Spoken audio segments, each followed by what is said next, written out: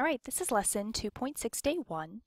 For this lesson, you are going to need a straight edge and a pencil and an eraser. So pause the video now, find those utensils because they will be very important for this lesson. So we're going to talk about piecewise functions. Now, you might notice the word piece. So we're going to have some parts to this graph. And it looks kind of complicated, but really we're just drawing lines and then we're going to erase parts that aren't supposed to be there. Okay, so notice things that look like this, it's just two pieces. But each must live in its own neighborhood. So it's kind of like a fence that we're going to be putting up and saying, nope, it can't go past this spot. It can only live in this area. So that's what our eraser is going to be for. Notice that this one says it can only be greater than 2. So it can only live on this side of the fence. And this one, less than 2, so it can only live on the less than part of the fence. This one is the greater than or equal to, so he gets to live on the fence and anything greater. So in graph form, how this kind of looks is like this. Part 1, again, he does not sit on the fence, so it's an open circle. And then again, he can only be in this region or this part of the fence. And then we graph the second one. Something's not right there. Oh yeah, he's in the wrong neighborhood. So we would erase the part of the line that's not on his side of the fence. So this part all right here would get erased because we can't have him being in that part. So let's go ahead and try some of these when we flip to the second page. So here it is shown what it should be, that we put a solid dot because he does own the fence. He can sit on that fence there. He just can't go over into this region like it was. So we see the ghost of each lying in its wrong neighborhood. Here's the ghost and here's the ghost. So we are going to kind of draw these lines like normal and then we'll erase. Many mistakes are made if you try and take shortcuts. So please draw the entire line and then we will erase the part that we don't want. So again, very important to have a straight edge, eraser, and pencil for this.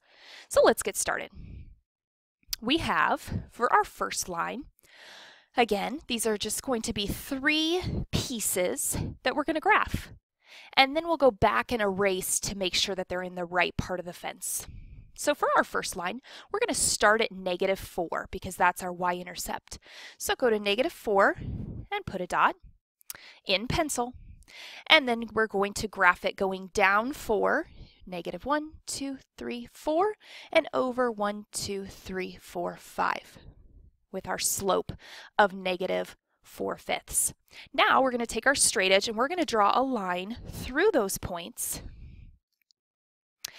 And we're going to draw it pretty far, not just that one little spot. We're going to draw it the entire length.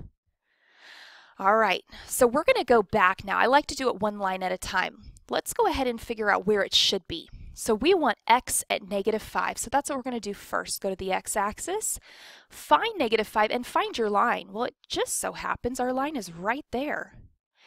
Let's look back up. Is it going to be an open or closed circle? Open, you're right.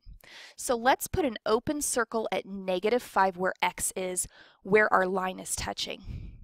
Okay, do we want the right side or do we want the left side? Well, let's look to see what our inequality is telling us. X is less than -5. So that would mean the left because that's where less than numbers are. So I want to keep everything to the left if our fence is kind of along this -5. So that means I'm going to erase everything to the right. All that stuff right here up to my open circle. See my ghost line now? We don't want that. All right, I'm going to stick an arrow on the end here. And let's try our next line. This one says 3, and that's it. So that means there's 0 slope, but an intercept of 3. 1, 2, 3. So we're going to put a dot at 3, and we're going to draw our line. Again, don't be skimpy. Draw your entire line. Now, let's go back and put in our circles. -5 for x. Open or closed? Closed. So let's make sure that this one is closed and this one at 3 is open. So let's go to our line. -5 closed on the line.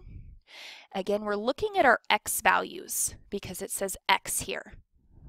-5 and 3. So go to 3. And where's your line? Right there. And put your open circle. We want to keep everything that is greater than -5, but less than 3. So that means it's going to be an and in between these two. So we're going to erase everything that is not in between those two. Careful not to erase your other line there. And you're going to need a good eraser. Mine's not very good. Again, if you try and skip some steps, you're going to make some mistakes. Notice where this one stops, this one starts on the fence. All right, let's continue to the last line here. Start at 2, move down 1 over 1. Start at 2, down 1 over 1 for your slope. And again, we're going to draw our entire line.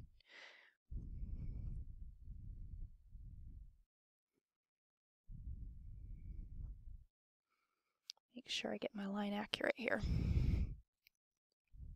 Okay, so now that I've got my entire line drawn, we're going to go to our fence part. Where are we going to go? Well, x at 3. So we're going to go to 3. 1, 2, 3. So here is 3 for x. Notice we're not on our line. So we need to go to our line, which would be down right here. That's where we're going to put this closed circle because of our line underneath here, or equal to. And do we keep the right part or the left part? Well, the left part, all that's already filled in. That's already got someone in that side of the fence. So we know we're probably going to keep everything to the right, but let's check. X is greater than 3. Yes, we keep everything greater than 3. So we get rid of all that other stuff that's less. And look at that. We are done. All right, let's go ahead and do one more together, and then I'm going to leave the last 2 for you to do on your own. Okay, here we go. Let's start at 6 and put a dot. We're going to move up 2 over 3. We're going to draw our line all the way across with a straight edge. Then we are going to go back and find x at 0.